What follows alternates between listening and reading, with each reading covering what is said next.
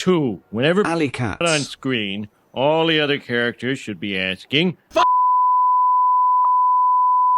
Great, just leave them right there on the floor on your way out. Alley Cats is the latest show from Ricky Gervais. Released on Netflix, we've got an animated show about cats. Alley cats who wander around, watch TV, and patter on about how dumb humans are or how boring life is. And it's going to be very difficult to adequately convey this in a YouTube video. The show is dreadful. It may just be the thing that makes even Ricky Gervais's die-hard fans see the flaws in his writing, and it's not just me who thinks this either. If it were possible to speak to Ricky Gervais with honesty, the sort of obscure, marrow-deep honesty you can usually only find with a polygraph machine or zoo-grade barbiturates, I would be genuinely fascinated to ask him one question. Alley Cats feels like a creative cul-de-sac, really leaving Ricky Gervais is casting Alley Cats, but the worst thing to happen to Cats would stop Alley Cats as a television the increasingly futile bad ideas over Gervais's career has been whether he would. Now, to be clear, I'm sort of a Ricky Gervais fan in the sense I have religiously watched the Ricky Gervais show, the original XFM radio shows, and all the podcasts he and Stephen Merchant did with Carl Pilkington. At the moment, whenever I'm up in the middle of the night with our newborn baby, I'll listen to the XFM shows while I rock him, and it's relevant because all of that off-the-cuff stuff the three of them did in the early 2000s felt like a lot of what this show wanted to be. Pointless, inane conversations where Carl often shares the most ludicrous opinions, and offensive ideas come up, but you can tell the heart is mostly in the right place there. It felt very human, oddly innocent, and incredibly endearing. Also, crucially, quite unpredictable. You never quite knew what Carl Pilkington was going to say. Ricky Gervais was regularly kind of annoying in those shows and self-indulgent even then, but he also deliberately played it up in a way that balanced their dynamic at the time. It worked well. He was also one half of the show The Office, which I love, Extras, which I've only seen some of but think looks really good. It's only after Ricky broke from Stephen Merchant that he started making shows I didn't enjoy, and each of them less enjoyable than the last, in my opinion. That's me. That is my personal opinion. I thought I'd be honest about them because it is relevant to my thoughts here. I think Ricky Gervais has gotten worse and worse with every single project he's worked on, which is where we come to this. Fuck Rupert the or like. Exactly. Should we call you Rupert the No. Yeah. No. What Rupert about... the No. Yeah. Rupert the Kiddie Fiddler. Yeah. No. Are you ready?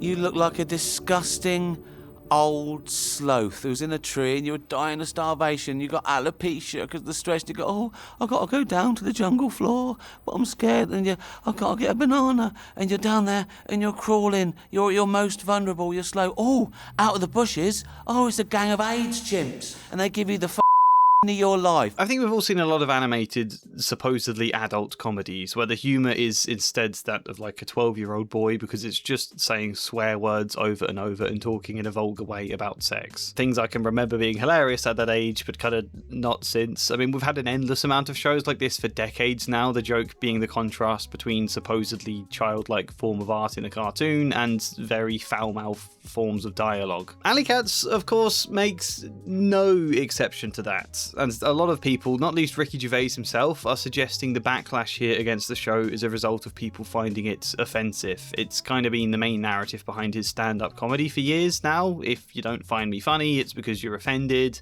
I am very offensive.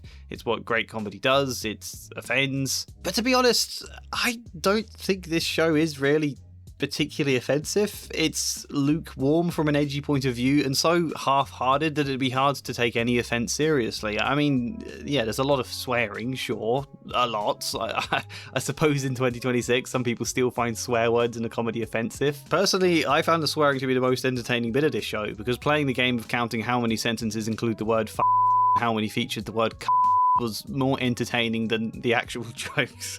And I'm only very slightly being flippant there. I did do that. I guess there's the scene in this show where they talk about, like, AIDS. Ricky Gervais's cat Gus has a rant about bumming monkeys or something that you've heard from like 40 years ago from drunk men in a pub. You get that. David Earl, who plays a cat called Puke, which is just the cat version of his exact character from the show Derek, talks about how he once fucked the rats or how he was fingered by some boys, which they all laugh at him for and call him a dirty boy. Yeah, I suppose in a very different context, that would be offensive. If you know my other videos, you'll know TV shows that normalise SA really bothers me. That makes it a butt of a joke, someone being assaulted. That does tend to very much bother me. However, when the vulgarity feels as laboured as it does here, you just don't take it seriously. You sort of zone out, like the sound of a fan in the background, because every conversation is exactly like this, and you know every conversation was deliberately engineered to be like this. They just talk. They sit and they talk and they say things that are deliberately, desperately intended to be offensive, but you've heard it all a billion times over by this point, so the best you can do is roll your eyes. It's kind of disappointing. It's not remarkable enough to cause a reaction, you know? It's not noteworthy enough to feel any impact. It's just very old and tired, and you know none of the characters or even the writers really mean it anyway. They're just trying to manufacture drunk nonsense pub talk, or like the shit a taxi driver says to you on a long drive. To be offended, there'd have to be at least some conviction behind the jokes they're making, and they'd have to viscerally stand out. I'm almost disappointed it's not offensive, because at least then it would be interesting. I wouldn't like it, but it would be memorable, you know? And again, the XFM podcasts were technically regularly offensive. Listening to them now, some of it is really offensive. That was fine there, though, because it's also kind of the most charming thing about them. Offensiveness doesn't have to be an issue. It really isn't the issue with this show. So, what is? Or when some sort of posh, bearded goes up a mountain and go, oh, can you rescue me? Can you rescue me? No, don't go up there then. Don't walk up hills, you Volcano. And we're getting covered in molten rock. Some gonna dig us up in 1,000 years. Maybe you should have moved. Yeah. This show has a very repetitive formula that it never strays from. Each episode starts with the cats watching something on telly where they see something that annoys them and they go, that shit, f*** 'em, mate. I hate bees, f*** 'em. Or spiders are a shit creature, mate. Stupid hairy-legged pieces of shit. Or f*** humans trying to save the planet, let them f*** drown, mate. All three of those examples are exactly what you find in 3 different episodes of this show. Bees, yeah? Horrible. Stingy And you'll note again they're quite predictable. Cole Pilkington, when he moaned about the ordinary things, would also make surprising and specific criticisms. Would derail into long and baffling anecdotes from his childhood that feel like something from a fairy tale. There was a precision to Cole Pilkington and a kind of creativity in his own way, whereas here, complaining about how spiders are a creature because of their hairy legs and how they move, or humans are the ones who ruin the planet. It's neither original or creative arguments to frame an entire scene of long dialogue around. Specificity is what makes comedy, you know. When it's too generic, it just doesn't hit. So Gus and Fang say something along those lines. F*** spiders, they're shit. The slightly less lowbrow cat they've named Ponce, who is inexplicably friends with this gang, tries to be the voice of reason, explaining with like some dry sarcasm why bees are important to the world, or why all humans aren't bad. Making these points until the other cats, mainly Gus and Fang, just talk over him, or call him stupid, or tell him to shut the up, because of course bees are of course they are. What's he talking about? And again, the influence of Cole Pilkington is obvious. Ricky Gervais has not only literally stolen many of Carl's anecdotes for his own stand-up before, but Cole Pilkington, who once had a segment on the XFM radio show called Do We Need 'Em, where there were creatures he didn't think there was a point in existing, and he would call up an expert for that animal, such as the jellyfish or snails, to try and argue why we don't need them, where the scientist pointed out their importance, inevitably ending in the scientist sounding really perplexed by the interview and Cole sounding sheepishly defeated. You can feel Ricky attempting that same format here, but you can never tell who the joke is on this time. Are we supposed to be laughing at Gus for being obnoxiously wrong about everything? In fact, are we supposed to spend this whole show laughing at all of them? How they refuse to listen to reason and just angrily shout over the top of it, how they're lazy, forget what they're doing all the time. Are they a crude caricature of opinionated blokes from the pub? Sometimes the overly mindless way Gus and Fang and Puke here are characterised makes this feel like a really cheap dig at the working class, and if that's supposed to be the joke, it's a pretty weak one, made more weak by how unlikable they are most of the time, when it should have been so easy to write these kind of characters in a heartwarming way. We can all relate to mates we talk absolute nonsense with, and sometimes get deliberately angry and argumentative over stuff that doesn't matter. This should feel really relatable, but instead it comes across as obnoxious and very, very repetitive, because they do this every episode several times. And these scenes are like 5 minutes long, sometimes more. Which is why it's so hard to convey the problems with this show in a YouTube video, because to give you a proper example of how drawn out any single joke is, it would mean showing such a long-winded and exhausting clip that the video would get demonetized. It's like a bad YouTube comedy sketch where there's a really vague premise, like that guy who hates bees, and then it's just a conversation between two people about bees, and it goes on too long because a YouTuber doesn't know how to end the skit, so you just get dialogue folding over itself again and again, and that's what Ricky Gervais feels like to me now. A comedian who never had to actually learn the kind of craft and structure of stand-up comedy, and slowly forgot most of what he did know anyway as he became more successful, until his sketches are just reduced to the worst of YouTube and Instagram comedy, only with a budget and some animation. Or alternatively, if the joke is on Ponce for being mostly correct about things but potentially slightly smug, he's still less smug than everyone else, including Ricky Gervais himself, who of course finds ways to mention atheism in this show, or to cram in some other toe-deep opinions of his in a heavy-handed manner. Even though we're not around sort of physically, we are sort of still here in a way. Gus is not a likeable, heartwarming character. Occasionally, Ricky remembers the show is supposed to make him that, and they have like 2 lines of dialogue that's supposed to feel that way, but you can't just abruptly chuck in a line and hope that fixes everything. It just jars with the rest of the show and feels so manufactured. I think of another show where characters talked a load of vulgar nonsense about sex and things and had stupid opinions, and dialogue often went nowhere at all. The In-Betweeners. The point there is all of those 4 main characters are the joke. The joke is their immaturity in a way that's quite endearing. They're young boys, desperate to seem grown up and desperate for sex in the hope that it validates them as humans, and they don't really know what being grown up is, so they talk all of the time and brag about made up scenarios, and even Will, who acts above them, is just as bad. It works because you can feel the innocence. You can smile remembering your own insecurity at that age. You can feel the vulnerability underneath them. Ponce, unlike Will, is not just as bad as the others, and it stops the back and forth from actually working. Also, these cats are all voiced by middle-aged men plus Diane Morgan, so there's not the same appeal to watching them have the kind of conversations teenagers have. At this age, it comes across depressing. We have a bunch of apathetic, potentially depressed characters, whilst also being a show that refuses to explore that about them, so we're just left to sit with the pervasive feeling of a depression that can't be overcome or can't be acknowledged, and lethargy that never quite ends and never has a point either. At least in Afterlife, it was trying to say something about the grief and depression, you know? At least it did technically go somewhere, even if it was wedged awkwardly between a load of scenes where Ricky one-ups straw man characters. Perhaps most damning of all, though, here, there's no character to any of them. If you're gonna do the characters sit around and talk kind of premise to a show, you need really well developed characters where you can weave a lot of subtlety into their dialogue, a lot of non-verbal cues, a lot of irony in what they say, and contradictions that teach you more about the multifaceted people we have, such as the royal family. The original characters sit in front of a TV and babble on about nothing show. The show that inspired Gogglebox. That worked because there was so much to sink your teeth into with any of the characters, who were sometimes horrible and offensive, but still at the end of the day a loving family and a celebration of working class communities. You felt at home around them because you really knew them, and that's a testament to the strength of that show's writing. Where's the character here? Ponce is a pet cat, so he gets food and they're all a bit jealous of him being a pet, but they never really explore this beyond the other cats being insecure about it and laughing at him for not having balls. Which is perhaps the one bit of subtlety in this entire show, actually. The one thing I can credit. That Gus also has no balls, but where Ponce doesn't care he's neutered, Gus can't dare to admit it, and we're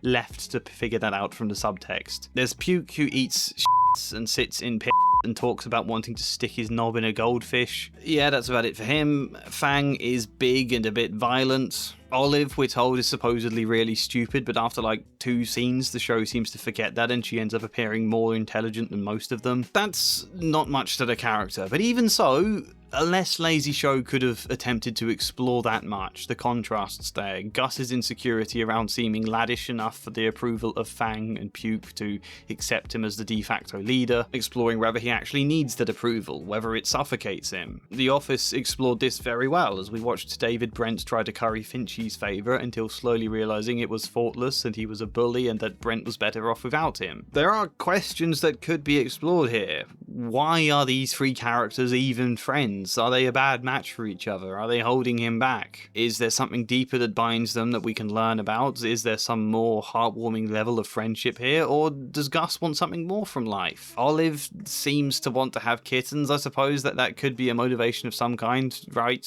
Rather than just a line of dialogue she mentions twice at some point. I would like to have kittens someday. If your dialogue goes deliberately nowhere, then the audience has to be taken somewhere through the unravelling of the characters themselves. Only this show is too lazy for that. Lazy is the word, I think. It's a word Ricky Gervais regularly uses about himself. Invariably, he invited the same comedy actors he always invites onto his projects to just meet up in a recording studio with a very vague idea of who the characters are and what's going to happen and just record. The hope it writes itself. And maybe if this were like a series of 2-minute sketches released as videos on YouTube or something, maybe if this was Creature Comforts. But it's not, it's attempting to be more, it's attempting to be an actual story, and it just doesn't have any. I was supposed to be talking about the formula, wasn't I? I'm being too long-winded, even more so than the show itself. I said every episode starts with 5 minutes of nothingness in front of a TV before they set out to do something. They walk around the town looking for bees to kill, or Puke wants one of them to sting his knob to see if it makes it bigger from swelling up, or they're looking for, in the words of the show, a fat ginger kid to attack. Right, little gut look at that. Oh, It's like a f***ing plastic bag full of Wagyu fat kid. Yeah, eat this, darling. What do you want? I want cake. Have cake then, you Don't cry. Don't cry. Have another bit of cake. Go on. Shove it down your throat, you little Yes, Ricky does the same fat ginger kid bit again that he's always done. And whilst they walk around vaguely possibly doing this, they of course have more of the same boring conversations and generally avoids doing the one thing that might possibly have constituted a story, which is the kitten who just materialises like a quest-giving NPC called Kitten, or maybe Kitty. She's referred to as both. I don't know if that's deliberate nicknaming or if that's a continuity error, but she's trying to find her home and Gus is keen to help her find her home, I suppose. Yeah, most of the time they just shelve that. They do other stuff, because who wants story to get in the way of the nothingness? Do we explore Gus and Kitten's relationship? No. Do we see her slowly chip away at Gus's hard, misanthropic exterior until he dares to feel affection again? That's what it's trying to do, I think, but not really. Kitten just says very forced bits of dialogue that read like, you know when people write a tweet pretending their 5-year-old said something supposedly profound that they never said? All of Kitten's lines are like that. I don't want to not exist.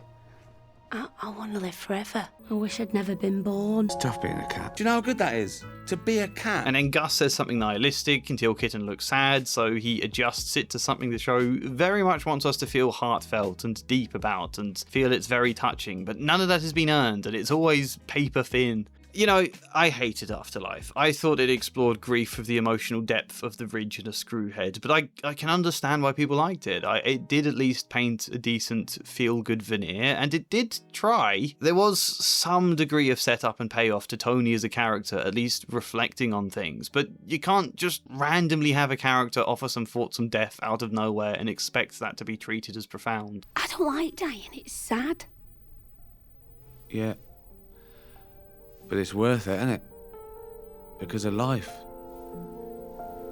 Anyway, there's a bit of that, then more inane chatter, and then with equal unearned abruptness, something sad happens. Often this is someone dying, someone we've never seen before. Someone just says, oh, it's that character over there that we all know. So they walk over to say hello to this character, and then that character is either sick and dying, or literally dies within seconds on screen. Hey, it's my mate. I don't know. Ralphie! Gus! Hey!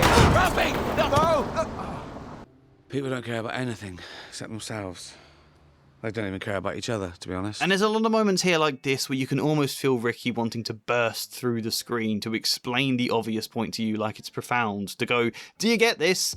Death happens. Do you get it? This is a part of life, especially for alley cats. They die all the time and nobody cares and they just have to move on. Do you understand, audience? This would probably work a lot better if we actually got to know and get attached to the people who died. If, like, Puke or Fang or one of the main characters died. There's old Pete. Hey, guys. Hello, mate. There is an episode where Kitten gets sick, but then, like, a minute later, she's just apparently fine, so, okay. But this is part of the formula. Something sad happens. For a few minutes, everyone looks sad and forget how much they swear. Sometimes there's a montage with a generic sad pop song, and then they go back to a bit of swearing, and the episode ends without any sense that anything has changed at all. Repeat for 6 episodes. The end. Eventually, they do remember to look for Kitten's house with a very predictable ending. I will spoil because you'd guess it anyway. They arrive to find her family just bought a new kitten to replace her, and so rather than going in, Kitten accepts Gus and his mates as her new family, and this is heartwarming and full of affection apparently. But firstly, if you'd not wasted 6 bloody episodes doing literally anything other than looking for a nearby house, she might have gotten back before they'd bought a new kitten. I don't know why she's not pissed off at them for this. And secondly, how are they your family? Apart from maybe 2 scenes, it's only Gus who ever talks to her, and even then it's almost always shit. Kitten mentions at one point about how much Gus has taught her, but there isn't anything. They don't do anything. Imagine if this was humans. Imagine a child lost her family and just got taken in by a couple of alcoholics from a pub who live in a squat. I don't think Gus, Puke or Fang have anything to teach Kitten about life because they're so disinterested in life altogether. There's no great bonds shown between any of them to constitute a family, and very little of value that would make you want to live with them, and very little empathy in the show's writing that would make you want to understand these characters. It's weird how little empathy the show has for Gus or Fang or Puke. Kitten choosing to live with this pretend gang is a terribly depressing end to a nothing show that it tries to tell you is heartwarming. Gus also dates Gary Godlerman, the cat where they might have explored his emotional insecurity if they'd bothered to not ad-lib all of their scenes. I can't believe how bored I was throughout this. You know, normally I like to be nuanced and very fair when I criticise shows. Only once before have I ever made an outright negative review of anything. I don't like doing it. I feel like I'm being a bit unfair and bitter, but I just don't know what else to say, and I got really fed up with this. I have at least come away with 2 thoughts, the only 2 points I could scrape together out of the entire experience here. Are you ready for them? What did you dream? I was a penguin. Yeah? In a glass box. I get into a builder's crane with a penguin, and there's a glass box, and it's attached to a big meaty chain. Well, I took the penguin by the flipper, and we open the door, we go in. I don't feel like Ricky has grown as a human being in a long time. I suspect I'm wrong there because I don't know the man. It's conjecture, but I've listened to a lot of his cretinous thoughts on XFM from 25 years ago, and it's kind of baffling how much of the same thoughts just crop up in a show like this again. Like he's still running over the same things. Even down to the fact this show opens with the song Jerusalem playing as we zoom past England's green and pleasant lands to the grey alley cat slums. Immediately I remembered Ricky talking about exactly this in an episode of the Ricky Gervais show. Gus feels like a diluted copy of Tony from Afterlife, who was like a grief-stricken, less vulnerable David Brent, who is more like Ricky himself than I originally realised. We've got the same cast of actors again, like they're a Shakespeare company now. Puke is the same character you're meant to be disgusted by as Paul Kay from Afterlife or David Earls from Derek, or what I imagine both Keith and Gareth from The Office would have been without Stephen Merchant's more empathetic input. The same mannerisms of Ricky Gervais, calling people dopey or putting on his high-pitched ooh voice to mock people. Ooh, did ya? And then did you sit on Mummy's lap and have a little brushy? Oh, charming. Oh, a fox hit my baby. Oh, I gotta go down to the jungle floor. Oh, I'm all full blown. Oh, we're getting covered in molten rock. Oh, can you rescue me? Let's save Africa. Or saying brilliant sarcastically, the same points about atheism, the same bit with a fat ginger kid, the same minor gripes with the world he has cycled through his stand-up over and over again, and I just feel like too much of my life has been spent in Ricky Gervais's head now. Normally when you follow a person's career you feel it progress, or at least change as they develop as a person, but I just feel like Ricky's increasingly curled more and more inwards until everything is both a cycle of himself, but without the awareness anymore. This is a man who stopped trying to push himself creatively a long time ago and settled for the same old motions because his own thoughts were enough to amuse himself. And you know, that's a pretty bitter, dull existence you're left with, to not be curious to keep exploring further. Is it a coincidence that the last two characters of Ricky Gervais have been people who are misanthropic and fed up with the world, and it required some very heavy-handed, forced lessons for them to learn to love again? Is it a coincidence that with each show it becomes harder and harder for him to express the importance and the beauty of love convincingly, as though he himself is losing touch with it and becoming more the misanthropic character without the counterweight to it? I don't know, that's just a feeling I get. I hope I'm wrong there. Secondly, I wonder if this is now a turning point in his career. Ricky Gervais' success in The Office and Extras has long since passed, and I think his fame has really been coasting for a while now on like his Golden Globe speeches. And you know, I did enjoy him hosting those awards. I liked the opening speeches, but I don't think that alone is enough to regard him as a good comedian. And when people do talk about it being why they like him, the Golden Globe speeches, they also seem to derail into a political argument about sticking it to the liberals and the wokeists and all the same tired points about comedy being offensive again. And I feel like, do you like him for his comedy, or is it just the concept of Ricky Gervais you enjoy? Is it just this idea of sticking it to some liberals or whatever imagined enemy there? Because if it's the second one, that leaves your appreciation paper thin. I think at least some people do feel that way about him, in my opinion. I'm making a guess, but if so, I wonder if a show as bad as this punctures some of that appreciation, makes them realise he's not the comedian they've been trying to idealise. And I wonder if this harms his career in a way nothing else quite has before. He has a core audience of people that love him no matter what he does, and I wonder if they will love this as much. I don't think it's gonna dramatically harm his career, but maybe this will put a little dent in his armour, you know? Maybe this is the start of his decline. I don't know, of course. Again, that's conjecture. There's been a lot of conjecture this video, but these have been my thoughts. I rambled freely, only slightly above the level of Alley Cats itself. I do like the design for the animation, I'll say that much. Not the way the animation moves. The movement feels very sterile, but it looks quite nice. I don't know, comment your thoughts, good or bad. Like the video if you like this, subscribe, maybe support me on Patreon or buy me a coffee, but otherwise, hopefully see you next time. And as ever, a special thank you goes to Flying Spider, Luke Gore, Michael Gallagher, Emery, Faithy, TQM, Kinesthetic, Maury, Sebastian, Alicia, Chad Bramwell and Joshua C. Follier. Thank you.